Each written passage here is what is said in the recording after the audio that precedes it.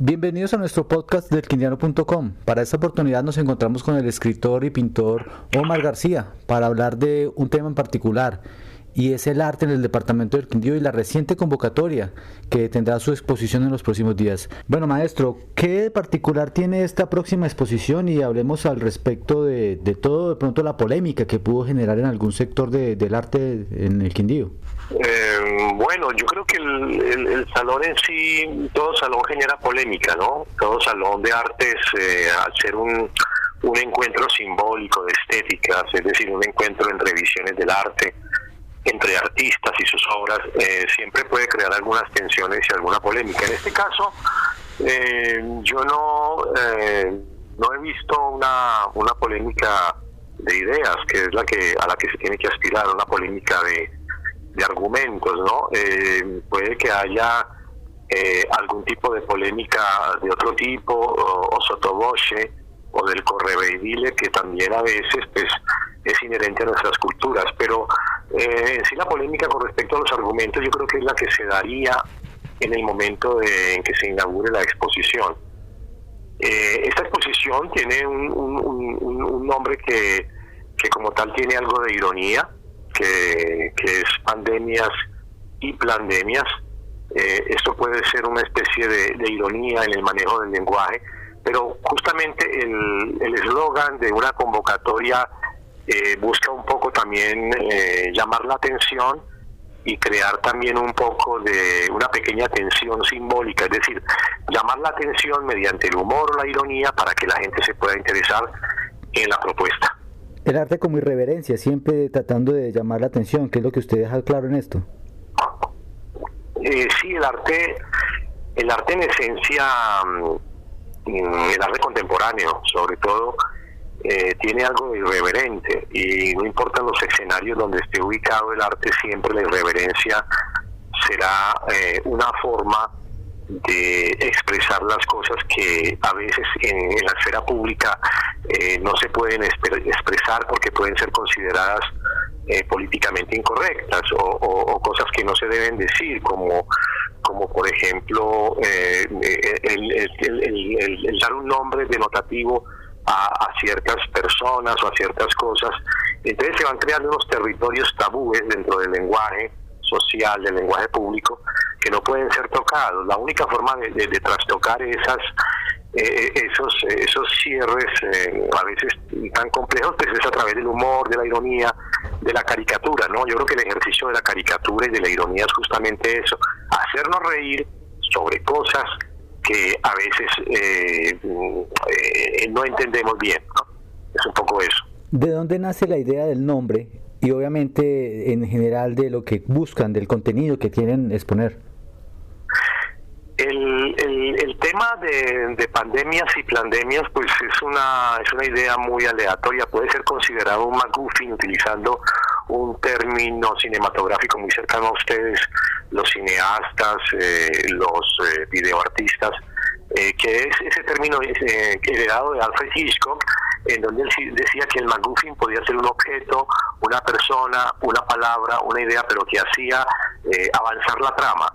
En el caso del halcón maltés, pues es una escultura de bronce o de una aleación metálica de un halcón, al que el detective Sam Spade pues empieza a trabajar en la búsqueda de esto, y a través de esa búsqueda se establece una peripecia como un cuento. Entonces, de cierta manera, puede ser un MacGuffin en el sentido dramático, pero también contiene un elemento que puede ser considerado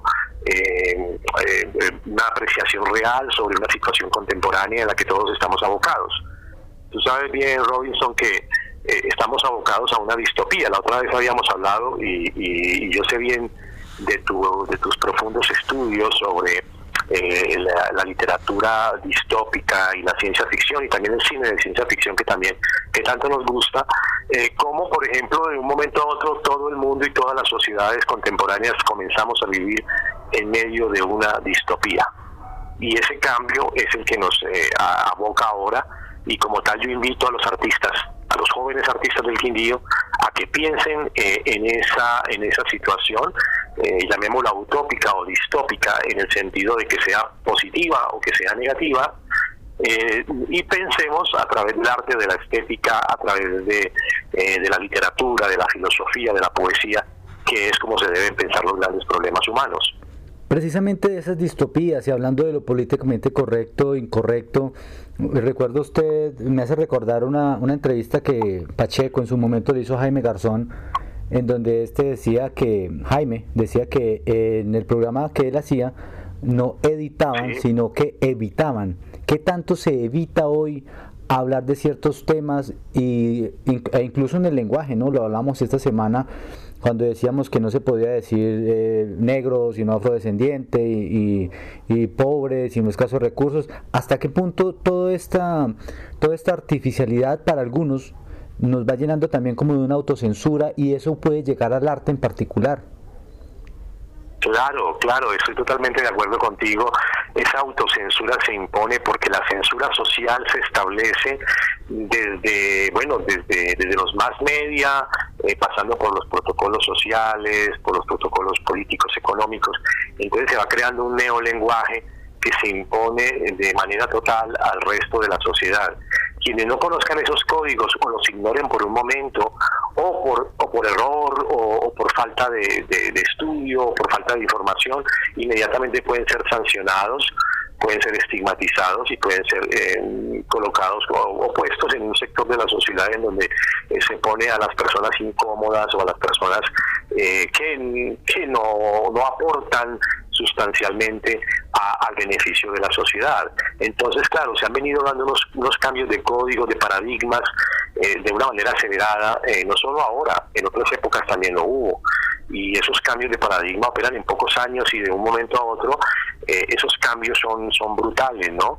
Por ejemplo, en los años 50, en los años 40, 50, 60 todavía era muy bien visto el que toda la gente fumara en televisión, en todas partes. Bueno, las mujeres fumaban, los jóvenes fumaban, los viejos fumaban, y la publicidad del cigarrillo estaba extendida por toda la sociedad, y en cosa de unos pocos años esto cambió y esto convirtió a los fumadores pues en unos apestados. Y bueno, son campañas que lógicamente tenían una razón de ser terapéutica y de protección para la sociedad, pero lógicamente que los cambios fueron bruscos y mucha gente, quien no continuó, quien no se sitúa al lado de esos códigos, de esos cambios de códigos, inmediatamente empezó a ser rechazado por la sociedad como un apestado.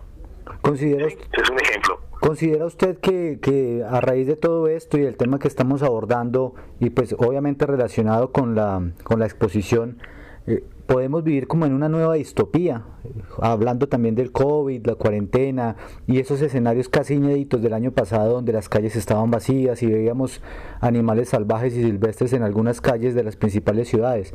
¿Casi una distopía en algún sentido? Sí, creo que esa distopía se nos ha venido encima, y de cierta manera también la veníamos buscando, ¿no? De cierta manera esa distopía total, brutal, esos modelos asiáticos de control social que se han venido importando, esa telepresencia omnímoda del poder del gran hermano, aunque ahora ya lo decía Byung-Chul Han, que el Big Hermano el Big Brother había dado paso al Big Data a través de el control de toda la información que los ciudadanos pues ponen voluntariamente en sus redes y en la web. Sí, es una distopía un poco extraña. También hay que ver naturalmente la agresión a la naturaleza, viendo la otra cara de la moneda, esa agresión del hombre hacia la naturaleza, que los ecologistas de la rama de la ecología profunda critican tanto, ¿no?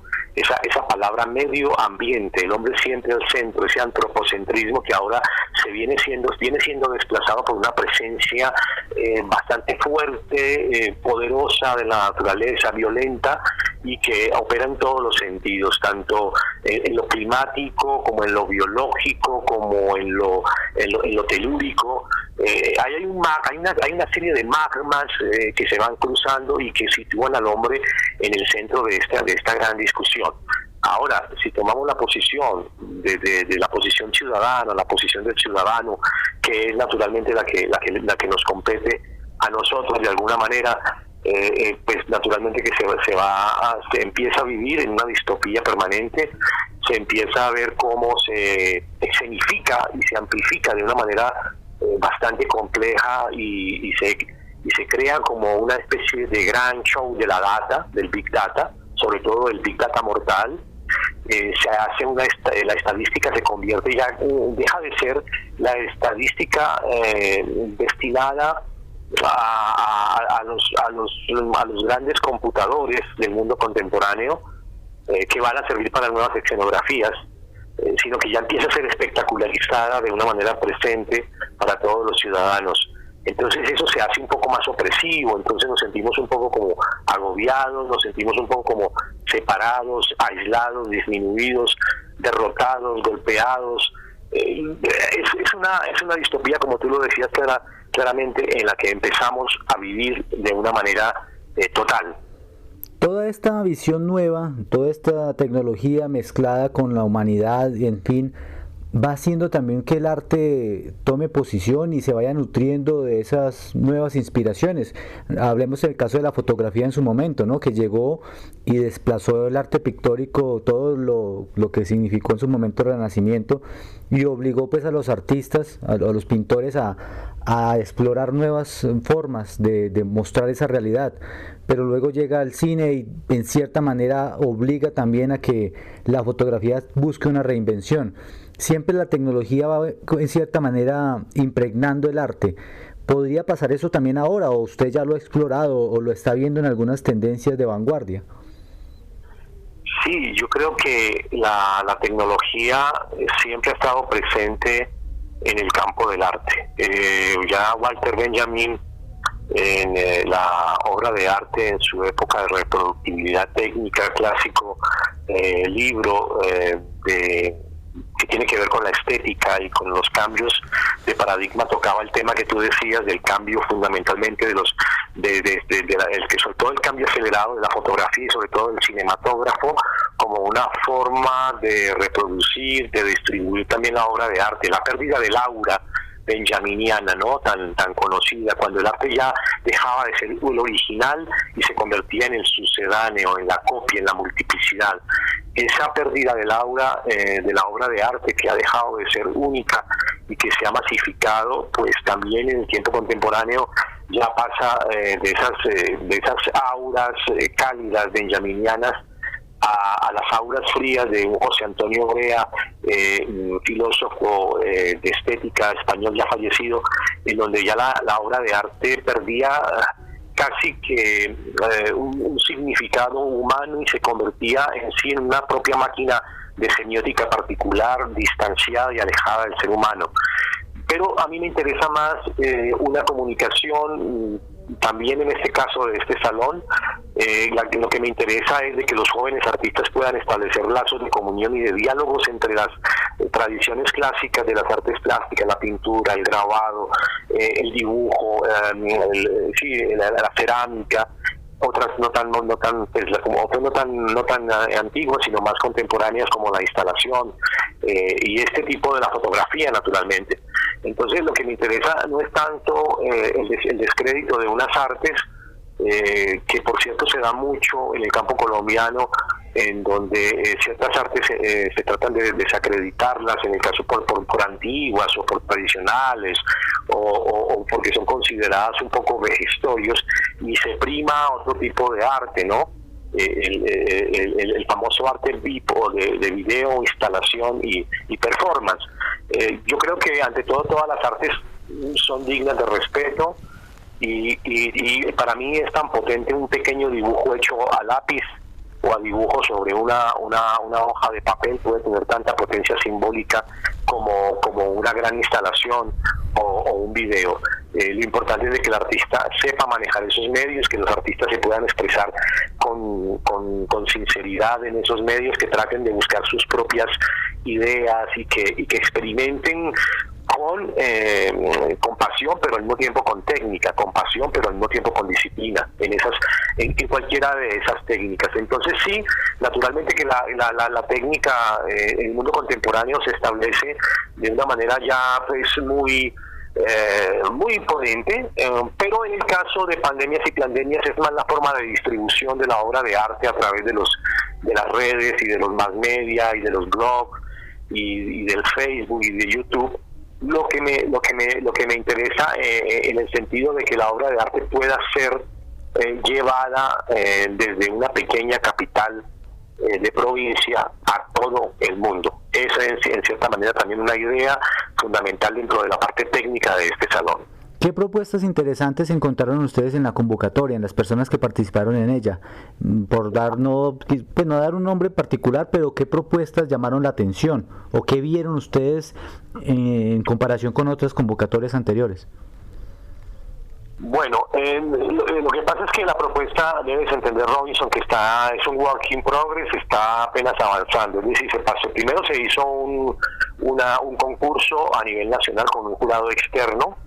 Este jurado externo falló a favor de una propuesta de un salón, y como tal el salón Pandemias y Plandemias pues estaba sustentado por una parte teórica, una parte conceptual y una parte técnica como tal.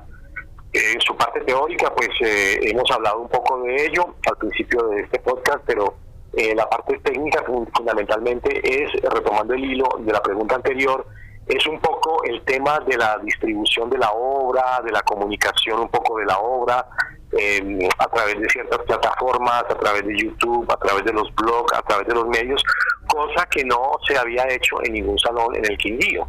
Y no porque fuera una cosa completamente novedosa, no, de ninguna manera, pero sí, si tú miras hacia atrás en la historia de las artes del Quindío, pues ningún salón había tomado esas iniciativas, y nosotros a través de un equipo que se ha conformado para llevar a cabo esta muestra, pues estamos empezando poco a poco a hacer los diseños de estas plataformas, que por cierto pues te las daré para que queden en el podcast al final o en alguna parte de los hipervínculos.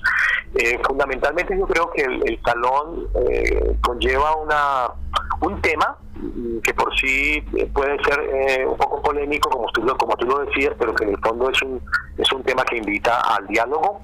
Y de otra parte, la idea de convocar a todos los artistas, sobre todo me interesa mucho el colectivo de los artistas jóvenes, me interesa mucho el colectivo de los artistas independientes, me interesa mucho el colectivo de los artistas, bueno, de cualquier edad, no importa que sean artistas de 80, de 90 o 100 años, no importa si son de academia o son autodidactas, no importa si son artistas que están dentro de una línea, llamémoslo de la vanguardia más extrema o del clasicismo más tradicional y conservador. Me interesa es que el artista piense sobre esta temática, que trabaje, que cree en pro de esto y que se pueda expresar con total libertad, porque al fin y al cabo los salones son campos, se crean campos o espacios de estas públicas de diálogo, ¿no? Son espacios de comunión. Un salón no es una empresa de marketing para una gobernación o para un alcalde o para una secretaría de cultura.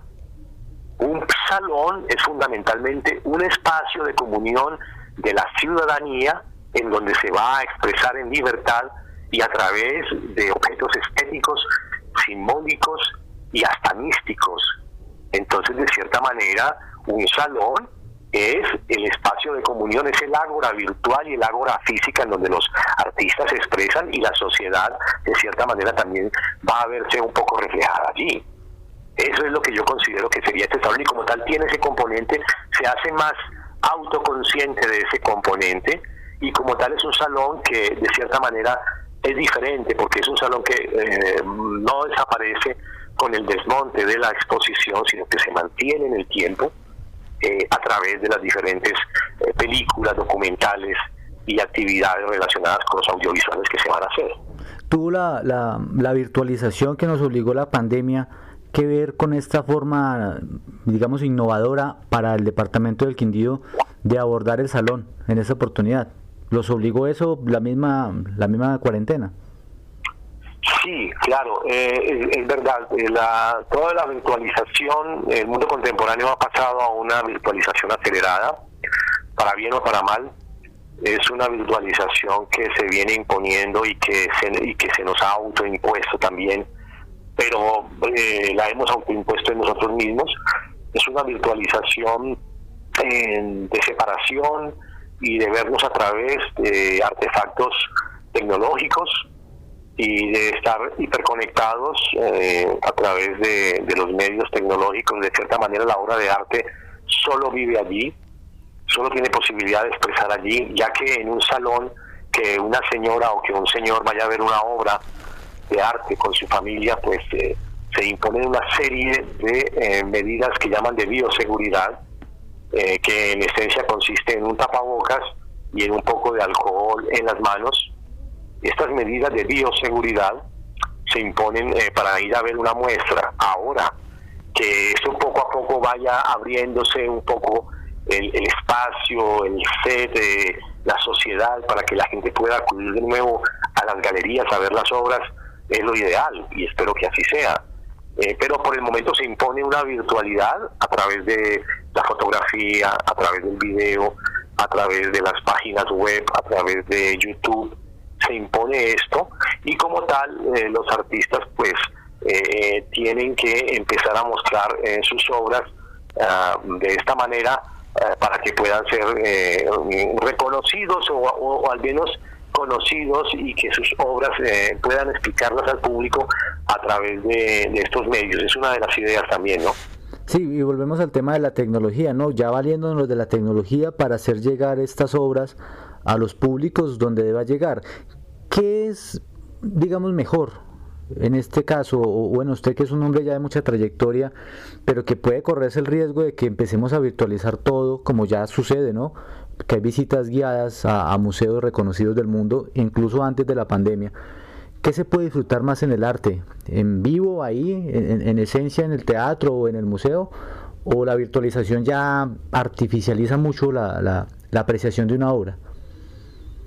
Sí, yo creo que la apreciación de una obra también depende mucho del tipo de obra, ¿no? Pero si es una obra que ha sido hecha para ser visto en vivo y directamente por el espectador, nada cambia de eso, ¿no? Una pintura de Velázquez como Las Meninas, por ejemplo, es una pintura que invita a la reflexión, al deguste, al deleite, a estar allí en esa sala del Museo del Prado y poderla ver y poderla volver a ver un par de semanas después y volver a encontrar cosas diferentes y llegar a encontrar en esa magnífica obra de arte de Velázquez pues una cantidad de trasfondos culturales, cambio de paradigma también en la pintura, espacios simbólicos, el poder del artista frente al poder de los reyes, el poder del creador y la soledad del creador, reducido también a ser una especie de peón de la corte o de bufón de la corte. Solo para tomar un ejemplo, una obra de arte en vivo transmite muchas más sensaciones, dimensiones, sentimientos, ideas que una obra vista a través de una visita guiada virtual de una página de un museo. Sin embargo, hay otras obras de arte que han sido hechas de alguna manera explícitamente para la web, para la red, que su razón de ser y su estética es inherente a ese mismo medio, ¿no? De cierta manera, ese mismo medio, y utilizando la frase de McLuhan, el medio es el mensaje. Ese medio es inherente a esa obra y no podría ser vista de otra manera. Me refiero, en el caso de una película, por decir algo, de animación, o en el caso de una película experimental hecha con medios tecnológicos, y como tal puede ser apreciada de igual manera y lograr su cometido. Ahora bien, en el caso de las salas de exposiciones, pues lo ideal es que el público vaya, que la gente asista, que la gente esté presente allí, que la gente polemice, hable, que se disguste o se horrorice ante una pintura contemporánea, o que por el contrario se sienta admirado, o que diga, esta tontería la puede hacer mi hijo de 5 años, ¿no? Eso es lo ideal también del arte, luego que los artistas puedan conversar con los espectadores o con las personas que vayan a la galería, ¿no? Que se critiquen los premios, a ver, porque este premio, porque se ganó un primer premio, este es un segundo, este es un tercero, y esas 3 menciones, vamos a ver que sí. Entonces todo eso crea una polémica, y lo bonito de una exposición en vivo, que la gente pueda ir, y que esa es la idea también con este salón, que tenga esa parte, aunque se puedan visitar por un pequeño número de personas en la sala en un primer momento. Bueno, para esto habrá algunas normatividades que yo no las conozco, pero sí, yo creo que prefiero 1000 veces la presencialidad de una obra de arte, aunque también la belleza de algunas fotografías y la belleza de algunas películas pues solo puede ser apreciada por el medio tecnológico, a través del medio tecnológico para el cual fueron hechos. Volviendo al tema del salón, ¿cuándo podremos disfrutarlo y en la forma en que hay que disfrutarlo? ¿Alguna fecha ya tentativa, días, van a ver en particular? Sí, ya el salón ya entra la primera semana de octubre, se hace lógicamente una curaduría, una preselección, un jurado externo de gran calidad, un jurado en donde hay una galerista colombiana residente en París, en donde también hay un académico de la región y en donde hay un director de un museo virtual muy importante de Bogotá. Se empieza a hacer, se hace la curaduría, luego viene el fallo de este jurado, un fallo completamente independiente, imparcial, un jurado con suficiente criterio, y luego se hace ya la inauguración la primera semana del mes de octubre, y te mandaré todas las fechas porque la idea es de que cuando salga este post, que por favor pongas todo el cronograma que va a estar allí. El cronograma está en diferentes partes en este momento, ¿no? Con sus fechas, está en diferentes páginas web, que ya te mandaré todos los hipervínculos, y que ha sido enviado a la mayoría de los artistas del Quindío, porque es un salón para artistas quindianos, a través de los medios de correos electrónicos, de páginas web, de Facebook. Se ha hecho una primera socialización muy pequeña, pero se harán 3 socializaciones en los próximos días a través de internet, a través de todos los medios, para que todos los jóvenes artistas y todos los artistas del Quindío, que yo sé que ya están algunos preparando sus obras, porque me lo han comentado algunos artistas que trabajan en ello, cosa que me motiva mucho también. Creo que el salón va a ser un salón que tendrá tiene y ha tenido una difusión importante y tendrá una difusión mucho más importante hacia los próximos días.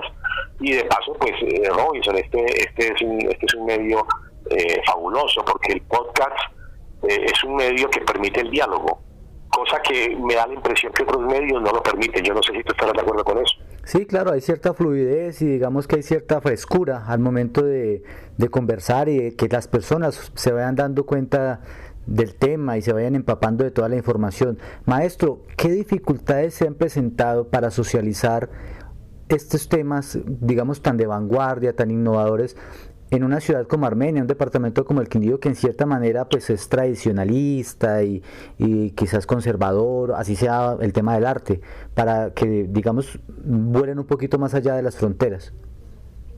Bueno, realmente ha habido dificultades. Yo creo que la principal dificultad es el que entiendan algunos funcionarios que el arte no es una comparsa folclórica. El arte como tal, un salón de arte como tal, es un campo de experimentación simbólica. Un salón de arte, ante todo, es un salón de debate. Y hay algunos funcionarios de carrera, y hay algunos alcaldes, y hay algunos gobernadores que entienden o que piensan o que creen que el arte es un discurso de tipo oficial encaminado al turismo del paisaje cultural cafetero.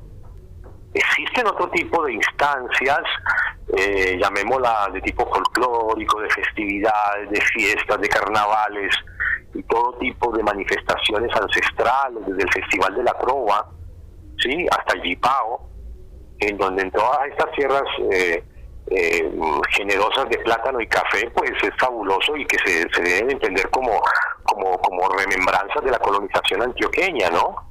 Y que son muy importantes y que son muy necesarias y hacen parte de la memoria, con los mitos y leyendas y con todo lo que es la tradición histórica. Pero un salón de artes plásticas es ante todo un salón de proyección, de debate, de disenso, de consenso, de diálogo, de contrapunteos. Un salón es ante todo un organismo vivo que establece unos puentes de comunión para que la sociedad se acerque a discutir en sana libertad y en democracia. Podríamos... En el departamento, ya termino, en el departamento parece que un salón de artes plásticas lo quisieran considerar como una especie como de, lo colocan al nivel como que de una especie de festival de gastronomía terrígena, y eso no es así. Ser menos costumbristas y de pronto irnos más para el lado del laboratorio, de explorar, es lo que le entiendo. Claro, lo que pasa es que, digo lo anterior, porque parece ser que para otro tipo de salones en donde los eslóganes eran anodinos y eran químicamente puros, se les ha dado a través de la administración pública llamémoslo una socialización, ¿no? Bastante acendrada, un acompañamiento oficial muy notorio, pero para otro tipo de salones parece que la desidia, la aparente desidia y el manejo opaco de las cosas fuera la regla, ¿no?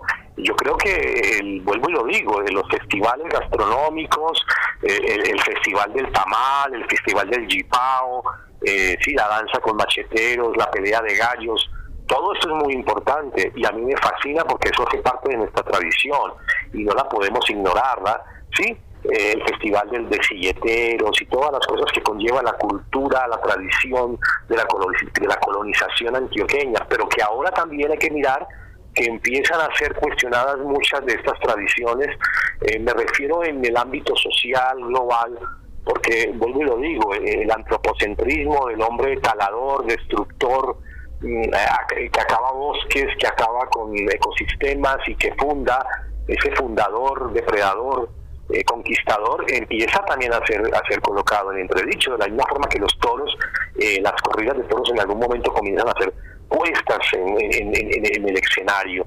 El otro caso, que es el campo de un salón de artes, es justamente un salón en donde se plantean preguntas, inquietudes, no se dan respuestas, pero nos acercamos todos a un diálogo, y creo que es incluso más importante que un debate político, porque un debate político siempre está asignado por los intereses del señor, o por los intereses del varón, o por los intereses de una o tal facción política. No voy a entrar en el tema, pero yo creo que una cosa que sí deberían tener muy en claro los funcionarios culturales y los funcionarios del establecimiento, los funcionarios del departamento, es que un salón fluye y debe dejarse hacer fluir como un río tranquilo, en donde estas aguas vayan a un lago de diálogo, de comunión y de expresión estética, artística, lírica, poética, mágica, mística, filosófica. Eso es a lo que yo también estoy apuntando, porque la verdad, el acompañamiento oficial ha brillado por su ausencia. Estamos hablando del arte como escenario de libertad, el arte completamente libre, y me hace usted recordar ese término kafkiano, ¿no? Que se ve plasmado obviamente en la obra de Kafka, donde pues efectivamente se vive todo el tiempo, la burocracia mezclada dentro de sus procesos y creando procesos difíciles. Claro, es que la burocracia en algunos momentos cree como a la falta del rey, por la pérdida del poder del rey, entra el poder de las burocracias a establecerse en el centro del Estado, y las burocracias pues administran una riqueza que es común a todos los ciudadanos. La burocracia administra unos presupuestos que es común a todos los ciudadanos, pero se establecen unas veleidades, unas opacidades, se establecen como unas cortinas, aún para proyectos que han sido abiertos y diáfanos a la opinión pública, y se establecen unos boicot y unos saboteos y unas políticas de dique que pretenden de alguna manera absurda como que impedir que la ciudadanía y que ciertos sectores de la ciudadanía hablen, dialoguen, convoquen, cuando en una sociedad como la nuestra, para hacer unas reformas que son definitivamente básicas y necesarias en la educación colombiana, hayan tenido los jóvenes colombianos que hacer un performance lítico y de fuego y sangre en las calles, pagando un alto costo toda la sociedad, y a un alto costo de vidas, es increíble. Es porque la sociedad está constreñida, es porque no hay espacios de diálogo o es porque no hay espacios de comunión para intercambio de ideas. Una sociedad que constriñe los espacios de diálogo, de comunión, de expresión cultural, social, científica, política, es una sociedad que está constreñida a crecer en medio de baches y de confrontaciones. Pero una sociedad que abre sus espacios a la comunión, que sabe resolver los problemas de la juventud de una manera más sensata, con mayor diligencia, que en vez de centrarse a obstaculizar la propuesta ciudadana, empodera a la ciudadanía para que la ciudadanía pueda entrar a plantear propuestas de soluciones a los grandes problemas que tenemos, es una sociedad que tiene muchas más posibilidades. ¿O qué piensas tú, Robinson? Sí, indudablemente lo que usted toca es un tema necesario, es indispensable porque es el reflejo. El arte es el reflejo de la sociedad y también los movimientos sociales son un reflejo de lo que está pasando. Precisamente, una última pregunta es ¿cómo ve usted el compromiso artístico de los jóvenes del departamento en sus manifestaciones? Si están muy dependientes de ese sistema burocrático o son almas libres que van ahí explorando y creando al margen de lo políticamente correcto. Muy buena pregunta, Robinson, tal vez una pregunta capital y de difícil respuesta. Me voy a tomar mi tiempo para respondértela porque es muy compleja. Mira, yo pienso lo siguiente. Por mi experiencia de más de 35, 40 años en el campo del arte, exponiendo aquí en Colombia, en España, en Italia, en Suiza, en Portugal, en Cuba también, visitando miles de galerías, de exposiciones, siendo miembro de muchos colectivos culturales y artísticos en todas partes, me doy cuenta de que realmente el apoyo a la cultura en Colombia está muy mediatizado desgraciadamente por lo político. Es decir, el apoyo se da si hay una especie de sintonía política, y lo voy a decir en esos términos claros porque no me voy a andar con eufemismos en este caso. Muchos jóvenes en el Quindío, muchos artistas, grandes artistas de todas las edades han venido trabajando mucho tiempo desde sus propios presupuestos y desde su propia soledad y distanciamiento frente al establecimiento. Es decir, no han estado afuera, pero no han dependido para crear del establecimiento. Muchos artistas creadores, los he visto trabajando con sus proyectos microempresariales, artesanales, sus cooperativas, artistas que también lógicamente participan de los procesos convocados por el departamento, pero en su gran parte, en su 80-90%, están completamente peleando en un mercado brutal, en un estado de indefensión y de complejidades tremendas en medio de una crisis como la nuestra. Luego hay otros sectores que de cierta manera pues son más favorecidos y tienen una tradición de muchos años, lustros y hasta décadas de haber sido, llamémoslo, beneficiarios de estos presupuestos, y que cuando de pronto un artista que va por la libre o un libre pensador de pronto accede a alguno de estos elementos, de estos presupuestos que pertenecen fundamentalmente a toda la comunidad, se establecen ciertas tensiones, por decirlo menos, ¿no? Yo creo que en el Quindío hay grandes creadores, los he visto sus obras, los conozco, hay creadores en la línea de la vanguardia muy interesantes, también hay creadores en la línea de la pintura clásica y de la pintura contemporánea importantísimos, de talla internacional. Hay también otros artistas que son un poco más exploradores, como filósofos un poco underground, periféricos, que van un poco de aquí para allá, pero que también trabajan con la fotografía, que también trabajan con la instalación, algunos que trabajan con el performance, otros que están como en esas búsquedas un poco problematizadas dentro de las mismas academias, ¿no? Ya que dentro de las mismas academias a veces también se viven ciertas veladas censuras. Ya lo decía el filósofo Bourdieu, ¿no? Ya ciertas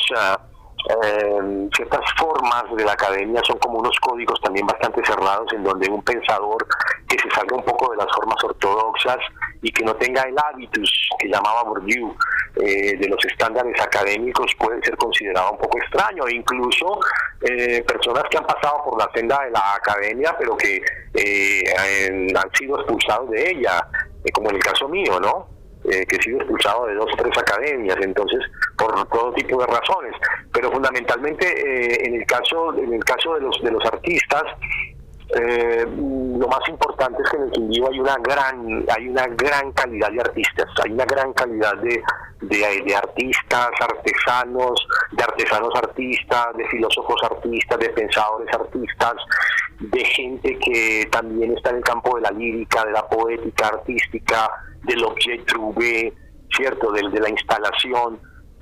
Son muchos. Lo que pasa es que los espacios expositivos para este tipo de artistas son realmente pocos. Pueden ser 2 en el año, si mucho. De pronto habrá por ahí algunas exposiciones individuales y por ahí habrá algunos espacios donde se comienzan a crear expectativas también de exposición. Pero indudablemente que en estas provincias ese tipo de arte, llamémoslo más experimental, más de vanguardia, más de avant-garde, más de couture, es un arte un poco más arriesgado, ¿sí? Es un arte muy arriesgado porque es un arte que es visto con cierta desconfianza, es un arte que es visto como con cierta malevolencia, es un arte que es visto de cierta manera como una especie de arte extraño o de tipo inquisitorial.